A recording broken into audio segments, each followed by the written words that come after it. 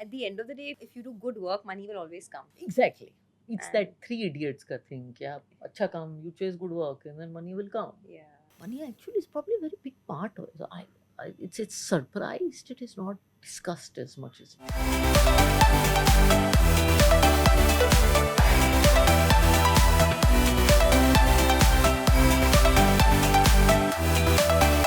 Hello and welcome to season 4 of Learn with RG. Radhika is right here with me. And Radhika, today we're going to talk about something different. We always talk about markets and mutual funds and stocks, but today we're going to talk about money and mental health, right? yes.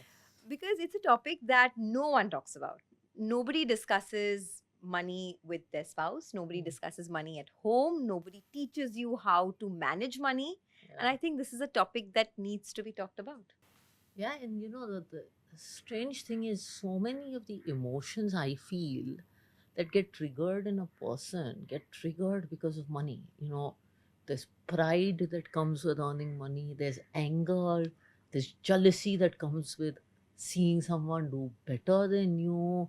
There are fights in houses that happen because of money. So money's ability to affect everyone emotionally is actually very, very high. I mean, I'm wondering, I'm not a psychologist, but I'm wondering when psychologists do conversations, money actually is probably a very big part of it. So it's surprised it is not discussed as much as it should be. But I think it's a very millennial thing because a lot of us, I mean, at least me, came from backgrounds where our parents struggled with money, right? Yeah, They struggled with buying a car, buying a house, and we saw them go through that struggle. So, yeah. for a lot of us, despite making money, we find it very hard to spend it for some reason. Do you think it's a very millennial thing, a millennial I money trauma, as they call it?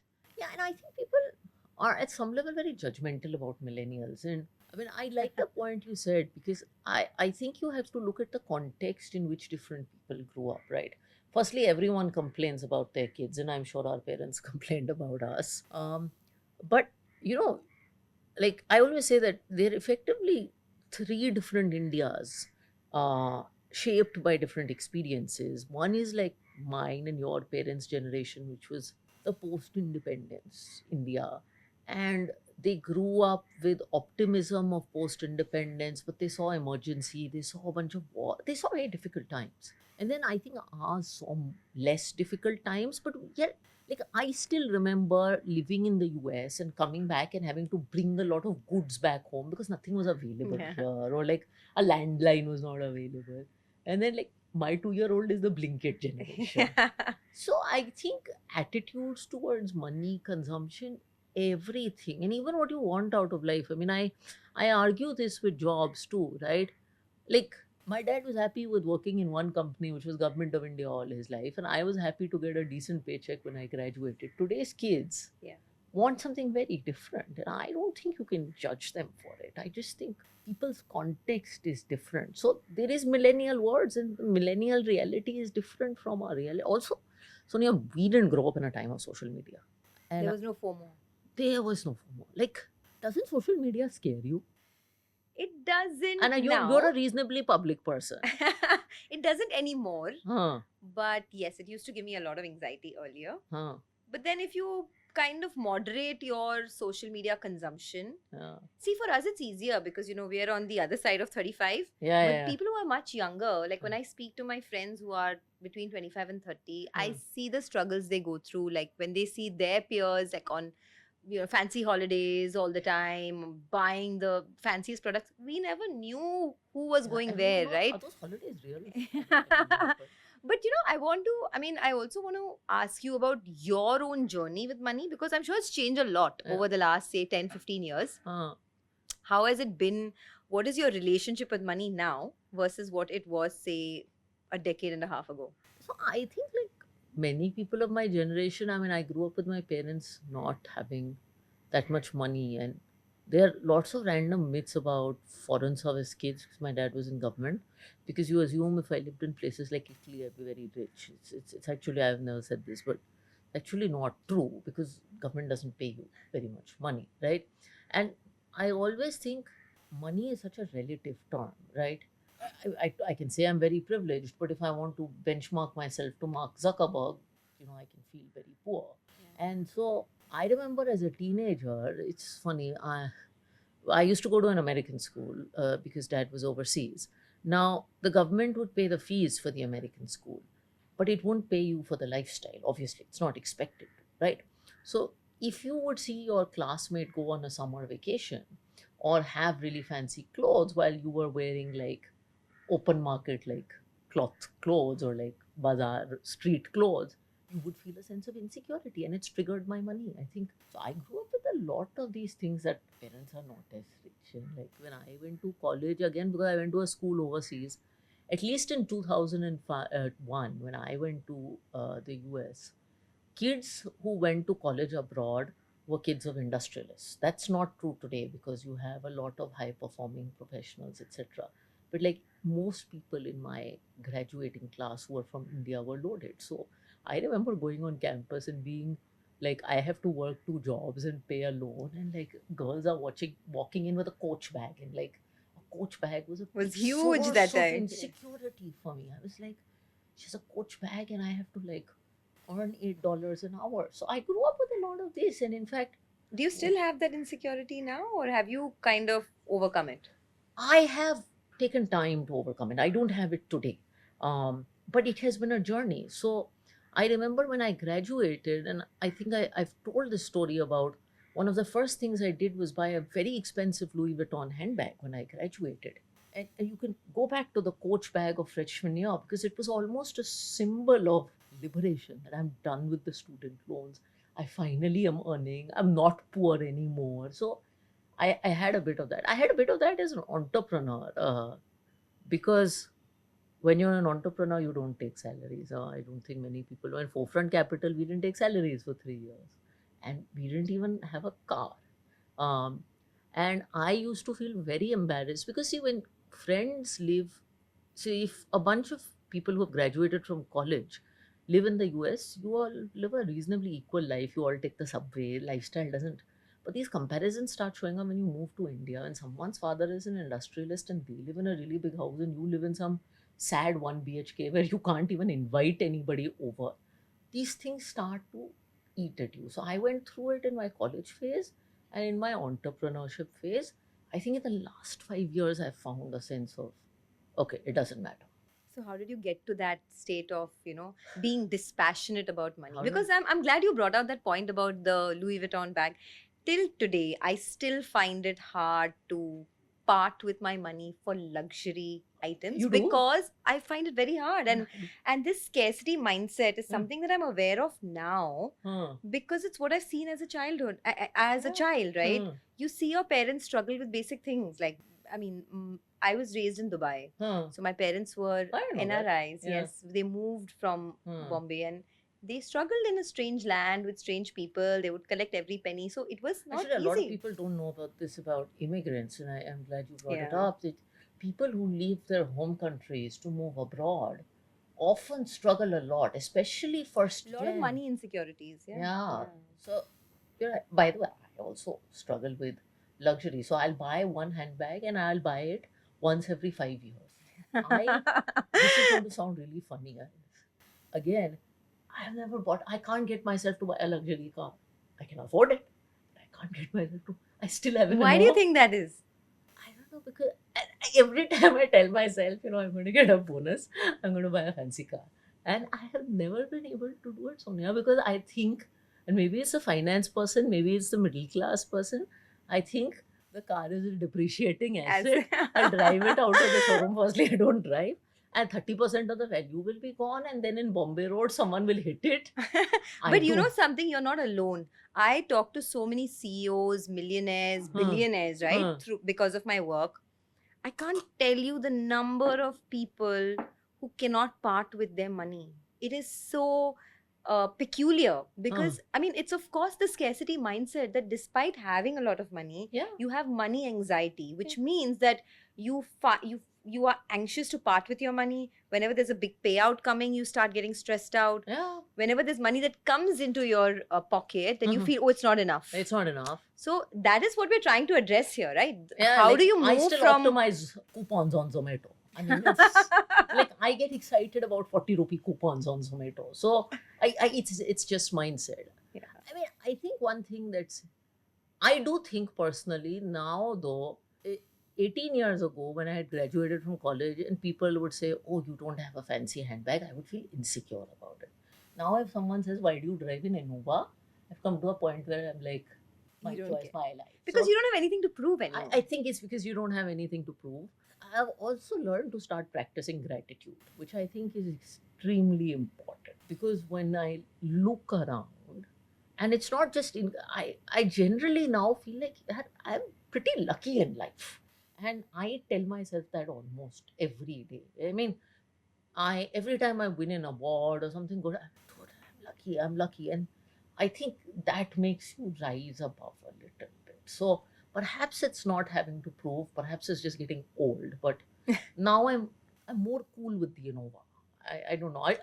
Are you like So I don't drive a luxury car. I drive a hybrid car because huh, I enjoy driving it. huh, And yeah, I've never been someone who's been interested in luxury cars, but huh, I've always wanted to buy a luxury bag, but never able to do it. huh, So getting over that as well, yeah, trying to sort of, move from a scarcity to an abundance mindset, mindset. which is something I've been struggling with. But for a lot of the young people, right, there is a lot of peer pressure related to money. Yeah. What is your advice to them? I mean, does it just come over time, or do you have to practice it? How do you move from that, that fear related to money? I think it's a journey. Yeah. I don't think there's a formula. I think it is a journey of growing up and realizing when you're in your 20s, you're struggling with a lot of things, right? You're struggling to find career footholds. And I think careers in your 20s can be very demanding because you don't know if you're in the right place, right time. So, struggling with that. You're often struggling with relationships in your 20s. You're struggling with identity. You're struggling with a sense of purpose. So, I think as you find a sense of purpose, this kind of stuff becomes a little less. And look, we are India, we are Sharma ji, we are keeping up with Sharma jis. Like, I mean, it is keeping up with Kardashians, we are keeping up with Sharma jis. That is how we were brought up and raised. And the other thing that I think helps is the problem with money comparisons is people think they are relative. You have to make the problem absolute. Do you Mhm. have, because if you're fighting a relative battle, you will always be unhappy in life. I can Mhm. guarantee you that. But if you're fighting an absolute battle, then you're okay. I mean, Yeah. you know this. I So think a lot of it also stems from it being such a patriarchal society, right? At least when I was growing up, I was never empowered to take any money decisions. yeah, It was only after I got married yeah, that my husband was very like empowering, like he empowered me to take a lot of money decisions in the house. But growing up, I never knew where the money went. I yeah. never knew where the money came from. I never knew where my college fees is coming Mhm. from. So in that context, I think if we start empowering women a little more to even just talk Actually, about these everybody, men, women, children, yes like by the time, if children more importantly, yeah. like one of the anxiety reasons I have felt anxiety about money, which I think others go through also, is you just don't know how much you have. So Yeah. sometimes when I have this struggle to enjoy life, my husband kind of tells me what we have. You see, I mean, life has to be lived in the middle path. This is Correct. like my favorite belief that it can't be lived doing an SIP with all the money you have, Yeah. and it can't be lived by buying Louis Vuitton bags every day of your life. I mean, it has to be some middle. And sometimes just putting the numbers down and having information gives your mind comfort. So there was a phase in my 30s, after we had sold the company. I remember we had joined Edelweiss, starting to see real income after a while, where I had this allocation in my head that I called it a chilling expenditure. And every year when I used to get a bonus, I would allocate some small amount. It was 1, 2%. It was not a large, and I would buy myself some piece of jewelry, and it was my chilling expenditure.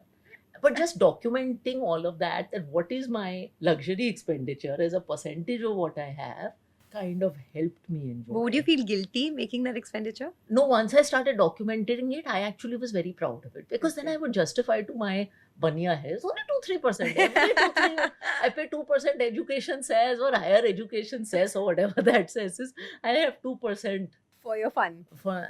And the other thing that's helped me is when I turned 40. My mom, who is like the person who gets excited about free Kotmir, I mean, she's that mania. She gave me a lecture about how at 40 now you need to start enjoying it. And she's like, you spend like, I was a studious kid, 30 years of your life working, working, working, working. And she's like, at 60, you may not have the health, the time, and all of this to enjoy these things. So Yeah. start enjoying it. So now that when I have a purchase or I'm thinking, that rings in my head. But what does money mean to you? What is, for you, what is the definition of money? What does it give you and what is the meaning? I hope it is something I don't need. Like, I've never thought of a definition of money, but it's something I should not want to think about every day, even though ironically I'm in the business of money. But it should give me peace of mind to lead a nice life. It shouldn't come in the way of happiness. I guess that is how I think about it. Like, I don't think about things like I want to have a 5,000 crore net. I don't make these plans. But I often think that if I want to take my kid on a vacation or send him to the best school or just do a few things for myself, money should not come in the way. So for me, I think it's money should not come in the way. And it's a function of childhood where I saw money perhaps come in the way of Of having a everything. foreign education, for Yes. instance, which I felt I deserved. So I feel that I think as long as it doesn't come in the way, as long as it's well planned, and I'm able to do things I want for myself and for my family. I see as I've gotten older, I've also realized there's great joy in just doing things. So money where it enables you to do things for parents, for in-laws, for a generation that honestly worked much harder than us and Correct. endured a lot more than us. Like that makes me very happy. Like my dad is this Club Mahindra addict and there's no problem with it. But I've just been taking him on slightly better holidays and he gets very excited about Yeah. it. And just seeing him feel happy about it, it's So quite nice. when people say, right, money doesn't give you happiness, I don't agree at all, because I I don't think know. it can bring so much joy to your Yeah. life, especially to the people around you, Yeah. especially your parents, your children, your Then spouse, and all of that. No, I only totally money agree. doesn't give you happiness. Yeah. Yeah, I think that maybe it has to be rephrased. But money enables you to do things that can give you. It's a tool that enables happiness, and lack of it can enable a lot of unhappiness. Maybe that is. But I tend to agree with you. Yeah, there are a lot of things you can do. Yeah, absolutely. And when you talk about your relationship with money, right? There's one very important angle which we'll talk about, of course, in greater detail later, but just some brief snippet on it about you and your spouse's relationship with money, right? Yeah. Because a lot of times we are in different pages with our spouse when it comes to money. How do you sort of work on that? God, I think That's a whole different topic, but it's a whole yeah. different topic. And I think it is so deeply personal. Um, and in my case, my husband and I met in college. We were contemporaries, and in the early days of college, like most poor college kids, if we went out for dinner, we would split the bill and say, "You ate one non-veg dish, and I ate the veg dish," and that's what it was. And so it started as a very equal relationship. And now obviously we don't fight over who ate one non-veg and who did not eat one non-veg. Thank I'm God. sounding like such a bania here, but it's evolved to be a very equal relationship. And we talk about money a lot so that we iron out the issue. So we sit down once a quarter and discuss everything. We see the portfolio. We document what we will do and we will not do. And he's a big documenter. I'm not a documenter, but he writes everything down.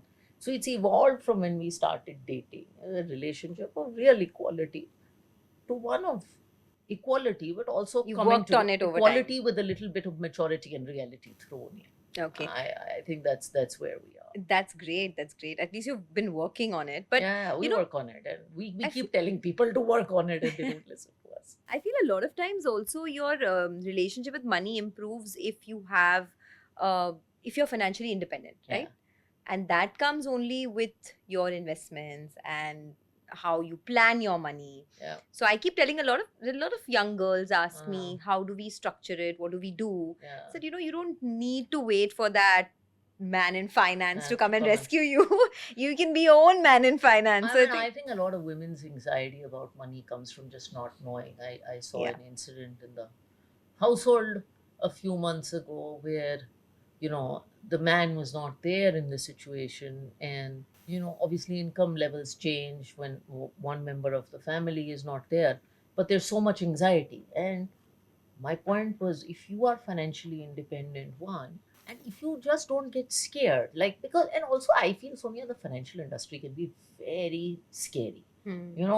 Sometimes it's very natural for me to open a bank account screen and understand everything. But Correct. sometimes people don't understand what a damn debit and credit on that screen is. So it can overwhelm you. So I think independent and literate both are very, very important. Hmm. Just having the literacy that if that stupid bank account screen freezes, the world is not ending. Well, I've Hmm. actually seen women having breakdowns Hmm.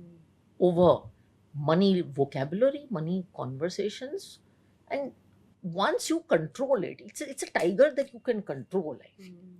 But for women out there who are perhaps watching you and who want to sort of start their journey, what are the 2 or 3 things they need to conquer?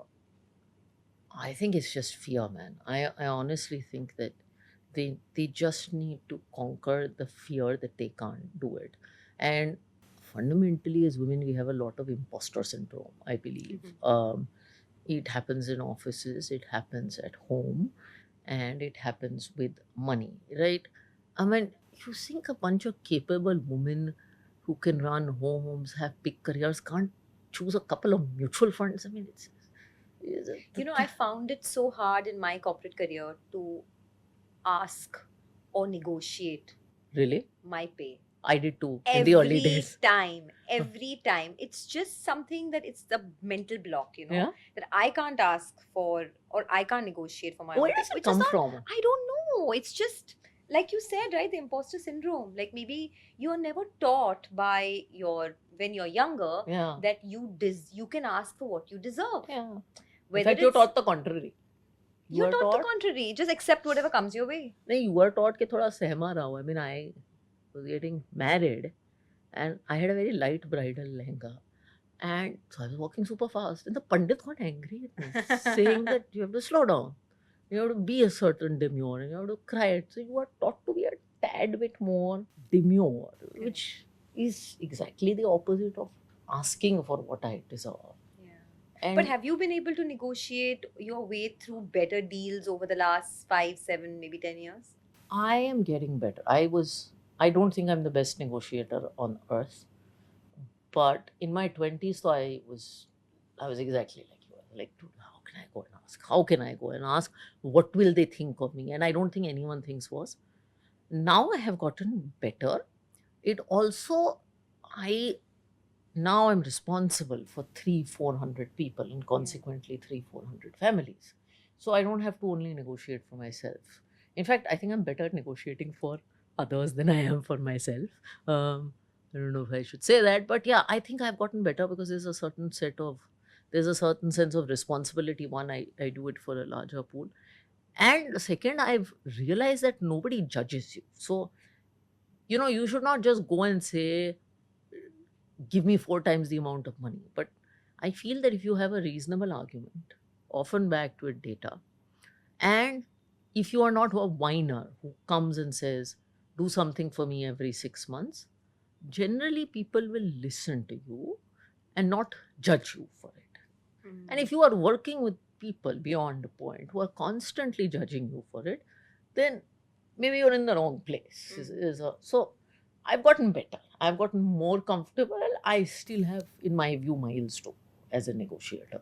That's great. I mean, just the It's a awareness, I'm just 4 the on awareness 10. that you've gotten better is enough. I'm right? 4 on 10. I've gone from -1 to 4 on 10. Moz. I'm not 9 on 10 on anywhere, but 4 on 10 is progress. I think it's work in progress for everyone. Yeah, but I mean, most girls struggle with. But so money is the hard one to negotiate for. Negotiating for projects, ideas, that I've gotten there. I think I'm 9 or 10. Negotiating for a larger seat at the table, basically. That I think I've gotten to 10 on 10. It's money where the hurt or whatever you call it. So, what did you do right in negotiating the other things that you can't make progress in with money? I think money is very personal.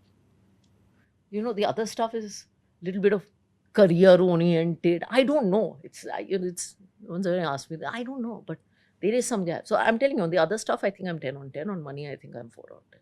I think you also have a little bit of this scarcity mindset. Yeah, Because maybe I do. you do, because I mean, at least in the conversations, I feel like, you struggle with kind of maybe not just accepting the fact that you are making a lot of money. Money, yeah. It's just that maybe something from your past, something from your childhood. No, I have full scarcity mindset, scarcity mindset. I'm telling you, I get excited with free stuff.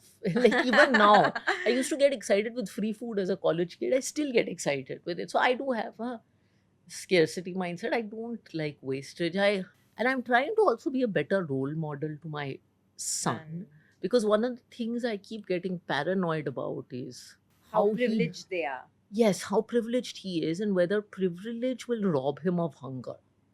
Because, like, my father had a lot of hunger. But that honestly is a losing battle, Radhika. I mean, No, all I our don't know kids if are it- super privileged, and there is not a thing that they lack, which I know, is just by function of how the kind of infrastructure we've created for them. So, what do you do about it? but at least you can not double down on the privilege. So, it's not that I will send him to a less school, but I'm not going to pay a decorator 2 lakhs for a birthday party.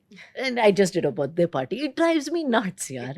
In our time, birthday parties were done at home, right? I'll do a birthday party and I'll not do it at home. I mean, I know lifestyle has progressed and all of that.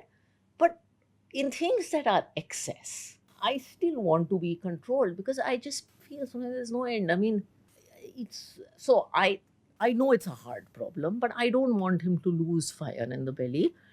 And at the minimum, even if he has all the privilege, I want him to know that his parents work very hard to give him that privilege. But just for argument's sake, right? Our parents couldn't throw us a party with decor of 2 lakhs Yeah. because they couldn't afford it. Yeah. But today you can. Yeah. But So, just for argument's sake, if you can, don't you think you should? so does a 2-year-old need a birthday party with decoration of 2 lakhs? Who is to decide that?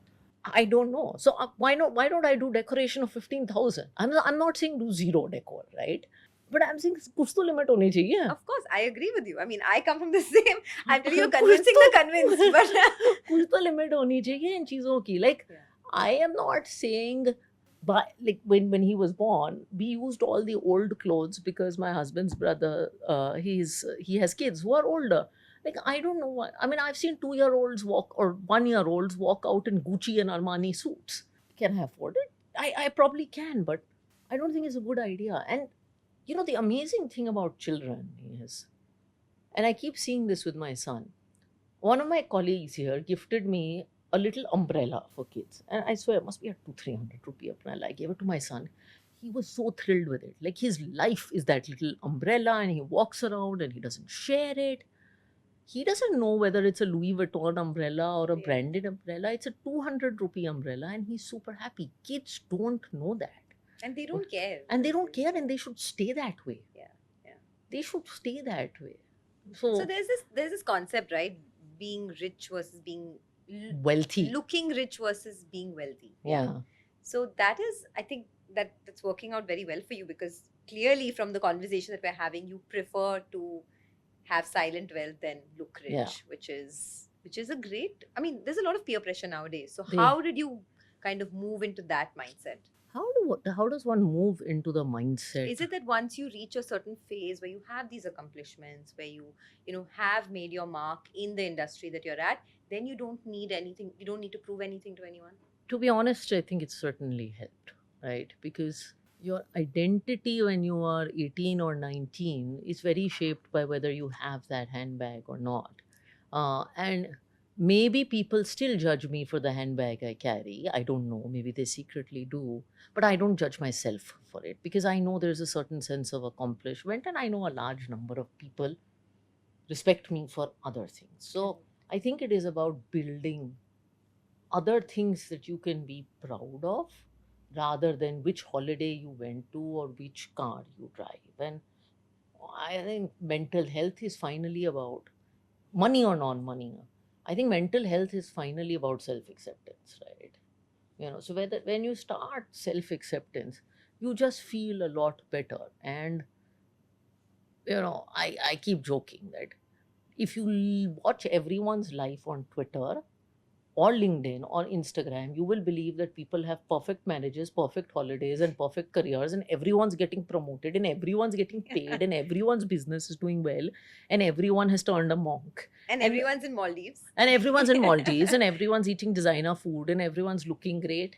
And we know that this is not true. The other thing is, a lot of people write letters to me with because of some of my talks online with the truth. And And what do they say? everybody is struggling. Everybody is struggling with something. Some looks issue, some issue about what kind of English they speak. Everybody is struggling. So once you start to see this stuff, you become a little more settled. That look, everybody has it tough. This social media stuff is not real. It's important. I'm still on social media, but it's important. Your offline life is very important. Your offline life is genuinely important. And since we're talking about FOMO, right, there's also a lot of FOMO in the markets, I see. Oh, Like with people, I mean, there was this whole crypto phase where everyone had yeah. FOMO about missing out on the crypto rally. Yeah. Then there was this whole phase, of course, there's now this whole derivatives and FNO Oh, yeah, and there's people the F&O making phase. losses and all of that. The F&O phrase is crazy, right? Because Yeah. sometimes I write comments.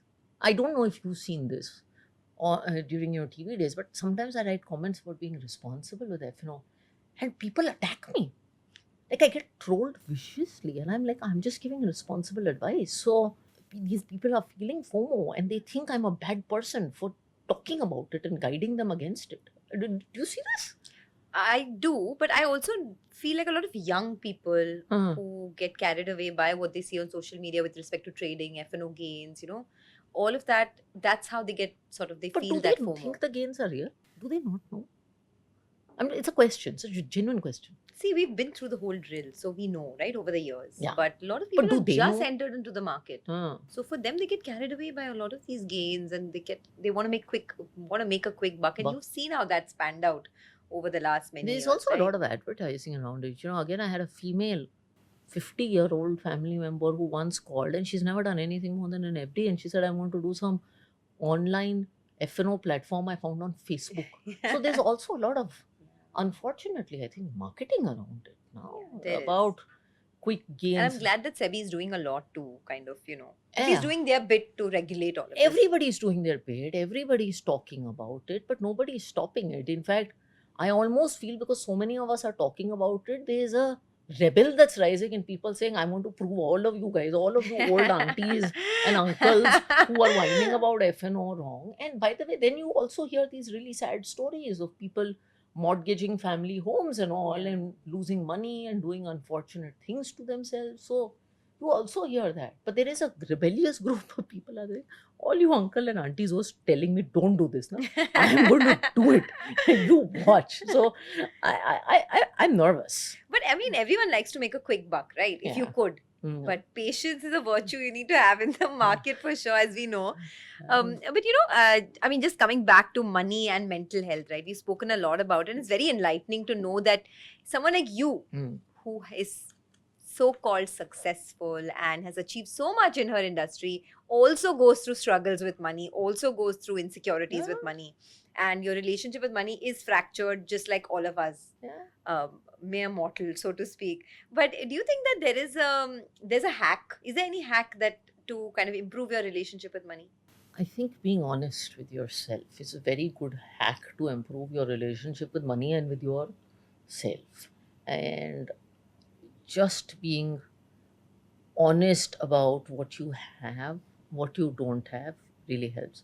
I think practicing gratitude is a very good way to improve your relationship with money, because most people, most of us, I think, have a lot. So, writing thank you or telling yourself thank you every day. I write a gratitude list at the end of every year of 10 awesome things that happened to me. Yeah, and you've told me this before. Yeah. I do it, and I post it online so that other people write these lists. But I think gratitude is a way to improve your relationship with money. I think not thinking relative and being a lot more. So one thing that is nice to do is there are two ways when you're sitting on a cup of coffee in the mountains that you can think about your life. One is you can think about all the people who were in your college class or CA class or whatever, and say, oh, there are those two classmates yaar, who are ahead of me in life, and that guy is driving a BMW and I have an Innova, and I'm so sad. Or you can think, this is where I was 5 years ago, Radhika. I didn't own a house 5 years ago. I lived in a rented place. I had this, and this is where I am now. And you can start benchmarking to yourself, and then you will feel like, yeah, boss, I've not done so badly. But you were driving an Innova out of your own choice, Radhika. You No, can but buy a BMW tomorrow if you no, want. whatever. So, okay, let's skip the Innova. But there's a guy who's bought 1,000 crore piece of property. Now, I Yeah. can't buy 1,000 crore piece of property. I don't think so. But whatever it is. Or there's a guy, there's a class, like Mark Zuckerberg is, by the way, the same graduating class that I am. So, you want to feel unhappy, you can feel unhappy. You know that, you know this. All mutual fund compensation is published online, Yeah. and especially CEO compensation, and the media writes articles about it. On 1st of May, an Excel spreadsheet roams around on WhatsApp. I have stopped opening the spreadsheet because if I am making X and a guy is making 2X, it is only going to make me unhappy. Correct. If I think I'm being paid less than what I deserve, I should go talk to people about it. But this is just going to make me unhappy. I mean, I live in an industry where all my peers, their salary is disclosed. But does it affect you a little bit? It does not affect me anymore. So I'm happy to negotiate for what I deserve, because there is, and I have also come to realize, at least as far as compensation is concerned, there is no arbitrage in life. If you are good, I keep telling people, either your organization will pay you money, nobody is stupid, or someone else will pay you money. So there are very few arbitrages exist in life. So this stuff has started bothering me a lot less. But this journey to self-acceptance and journey to accepting a lot of the things that you can't change, Yeah. has it taken a lot of time, and has it been your own journey, or have you had mentors, or maybe your spouse, your family, who's kind of helped you through it? Because I know a lot of people struggle with it a lot. Like, there are people who, like you said, right? I mean, until you're the age of 30, I Yeah, think maybe yeah. 30, 35, everyone's journey is by and large the same. It starts It's diverging. after 35 that people have the same set of friends have Friends. drastically different lives. And there's this batchmate comparison in our Yeah. country. Everybody loves talking about their batchmates. I said this in my book too. Like, my father will always benchmark to his IFS batchmates, and like my brother will benchmark to his SRCC batchmates, and I will benchmark to my pen batchmates. So that comparison stays with you through life. But by the time, in fact, I was sitting with a group of batchmates a few years ago, and now our journeys are genuinely different. Yeah. Because when we were 24, we were all comparing starting salaries. And Correct. one of my friends said, he's like, we've all just taken different paths, and we're learning to find more happiness in our paths. And I'll tell you, the same group of kids who used to fight and compete over everything when we were 21, 22, we don't do it anymore. One person has gotten richer, one person is more spiritually evolved, one person is far more physically fit. Correct. And finally, your time on earth is limited, so you might as well enjoy it. It's all a zero-sum game anyway. Yeah, because it's a race where there is no finish line. There are only checkpoints. I became a crorepati, then I became 10 crores, then I became this. So you might as well enjoy whatever checkpoints there are. Like, I don't understand why people publish these rich lists. I think it's totally nonsensical. Like, who gets happy about being on? I think most people on the rich list don't get very happy. Why is about that? Why would you want I would love to be on a rich list. You Why wanna be not? on a rich list? Why not? I don't know what it feels like, so I don't know whether to feel happy or not. I have been Shouldn't it make you happy? I'll tell you, I've been on a lot of not rich lists, but power lists, right? Over all these women power lists. How does it make you feel? In the early days, I used to get like a very nice cheap thrill out of it. I used to get super excited. I was like, bucket list ticked, most powerful woman in India. Then my husband and mom were like, you have no powers. Ego boost. Yeah, it's just faltu ego boost. I think we are measuring the wrong things. We should be measuring very different things. Like, make a list of biggest job creators of India rather than people who have highest valuation. That's impact, right? Make a list of people who have motivated the most people. Make those lists now. I think we are measuring the wrong thing. So this is me getting philosophical. But I think No, you're right, you're right. measure the things that matter, right? people who've had most global impact. I mean, really? But don't you think you can say this because you're sitting in this position and you have Maybe. achieved what you've achieved? Maybe. And I people Like, I'm would. sure a lot of people would give an arm and a leg to sit where you are sitting today. Yeah, yeah, right? and most people, and I'm telling you, I got the cheap thrill out of being on the power list the first time. I got very excited, and all of that. So maybe I can say this with some degree of having done it, but I think we should be measuring better things. We should, for sure. But since our topic is money, let's come back to that. If you had to, put down a list of certain things certain virtues one needs to have to build a sustainable corpus, I'm not talking about how to invest. Yeah, yeah, yeah. I'm saying the psychology that you need to have to build a good corpus in 10, Mhm. 15, 20 years. What are the 3 or 4 virtues that one needs to have? I think habit is an important thing because investing starts from saving. So habit is very important, and just a constant recurring habit. I'm a big believer in just having a disciplined habit of saving. Um, I think balance in many ways, balance between saving and spending is important. Balance between too much risk and not taking any risk. Balance between not taking any action in the market and taking some action. A sense of balance, not letting the highs get to you too much, not letting the lows get to you too much. I think that is important. So balance, habit, these are good virtues. Discipline is, I would say, similar to habit. A lot of self confidence, and I don't think many people will say this, because when you are confident about what you want, you will tailor your money plans to your needs. You will not be hit by FOMO, and a lot of mistakes, in my view, are made because of FOMO. So, a certain amount of self confidence really, really helps. I'm not talking about the usual ones like long term, etc., but I think habit, discipline, balance, self confidence, these actually go knowing what is right for you and having the ability to just do that. And if there's one thing in your personality that you want to work on so that you can better your relationship with money, what would it be? You think you're not there yet. I mean, you still have to do some work on that. No, I want to do a better job enjoying what I've earned. That's that I think I work hard enough as a professional to earn. In fact, too hard sometimes. And I enjoy what I do. And I think I'm a very disciplined saver, so that has never been a challenge. And I am a very, despite being in the investment profession, I don't obsess whether I made 55% return this year or 43. If you ask me what return I made in the last 1 year, I will not even know. So I am quite neutral. Money doesn't give me sleepless nights that way, but I don't enjoy it as much as I do. So that is my attempt that started when I turned 40 last year, that I have to enjoy the fruits of what I have. Be dispassionate about Yeah, and the money. just enjoy. But do you work to earn money or do you work because you love working? Oh, I love. That's the second. I. Of course, money is important. Please don't tell my board. But I enjoy what I do, and I mean, no one's asked me this, but I don't make career decisions only based on money.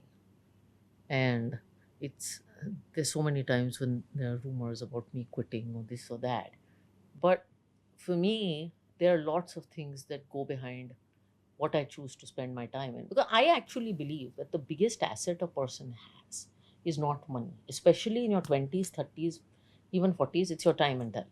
So you have to maximize the return on that. So I'm Correct. maximizing the return on my energy, on my time, on whatever talent I have. And so I'm very clear. I will not change a job just because someone doubled my paycheck. I am telling you, I will not. And I have had people who say, "Oh, this is what you are." It doesn't. It matters, but it's hygiene. It's not the primary determinant. It never will be. If you don't enjoy what you're doing, your ROI on your time and talent, it'll show. It's true. That's something to really think about. Yeah, I mean, I don't know what it is like for you, but very clearly for me. No, I've honestly, I've never chased money. I've always chased good work Yeah, because I feel like at the end of the day, if you do good work, money will always come. exactly. It's And that three idiots ka thing. Kya, acha kam, you chase good work and then money will come. yeah. If you create, it's to my point of no arbitrage, right? If you are doing work, if you are creating value, do you think you will not get paid for it? Then you are a fool. And I don't think I'm a fool. Mm. No, but I think you need to plan properly. I think a lot of people don't plan. They don't plan for their future. They don't budget for the month. They Yeah. don't know where their money is going. Right? They don't document. They don't talk about it. So coming back to the point, right? I feel working is fine. Like Yeah. you work for the fun of it and then money comes. But if you don't plan well, then you're really like it's a losing battle. Then it's sad because you worked very hard to generate something and you can't optimize that. So once you earn money, yes, there's, and you know, a lot of people spend time thinking about, Sonia, and this is a whole other conversation about what stock to pick. And they will have 10 bank accounts where surplus capital is lying for years Yeah. because it's just so inefficient. Like they will do, so they don't do basic planning for sure. So that absolute, nobody says be sloppy about money. Yeah. Absolutely don't be sloppy about money.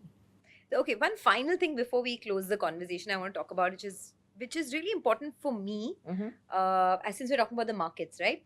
The biggest emotion that one needs to conquer in the markets, as we know, is fear, Yeah. right?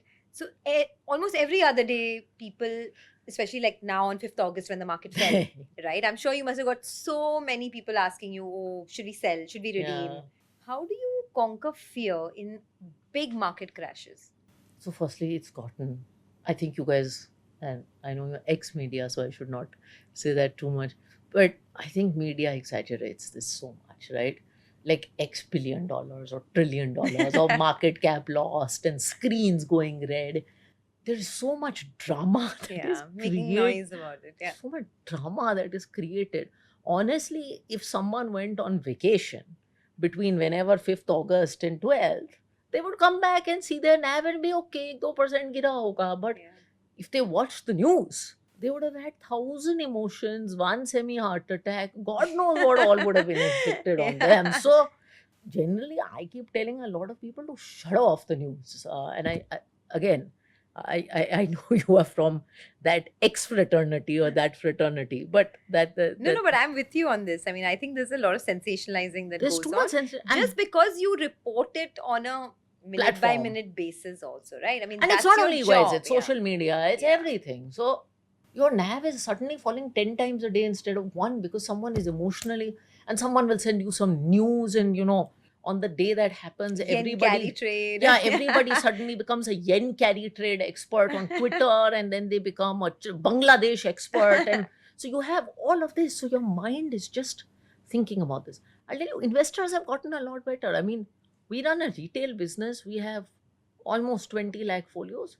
We don't get very many calls. In fact, on most of those days, we get much larger investments. Usually, double of what we get in a day shows up on that day. So, normal people who lead their lives will see maybe NAV is down, I can buy it cheaper, and they go on.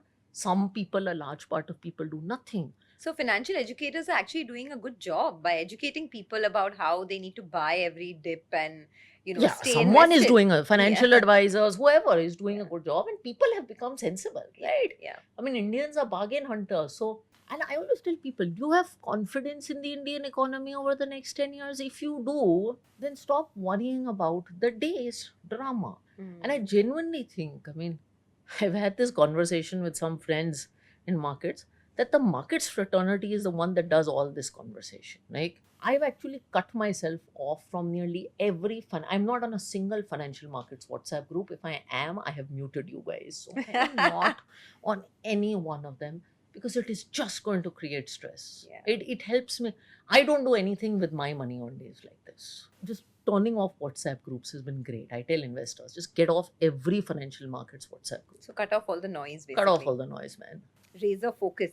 Razor focus. Yeah, there are much better things than the stock market. Life is much cooler than I'm telling you. Having a 2-year-old is really brought a lot more balance. Humbling experience for you. No, it's brought a lot more balance into my life Yeah. because I realized there's an offline life where a guy gets happy with an umbrella and a teddy bear, and life goes on. And life goes on and goes on quite nicely, actually. Yeah. So it is fine. I mean, so I have started realizing that. I am telling you, a lot of credit to my 2-year-old for just calming me down. Imagine that, right? I mean, our entire life we're taught that we should teach children, but eventually children come into this world to teach us Yeah, a thing or two. because they teach you to step back and zoom out. Yeah. So you go back, you zoom out, and you move on. And Okay, zoom out, you move on. Thank you so much, Radhika. It was so much fun, actually. Very enlightening because it's a topic we don't talk about. yeah, And I'm sure I feel like people should talk a little more about money. Communication is key, and that's the only way you can Yeah. heal your fractured relationship with money. keep talking. It's not a taboo topic, and if you're stressed about money, talk about it to someone. Okay, on that note, thanks a lot for watching. And until we meet again in the next episode, stay safe. Subscribe to our YouTube channel, Edelweiss Mutual Fund, and click on the bell icon for notifications. Mutual fund investments are subject to market risks. Read all scheme related documents carefully.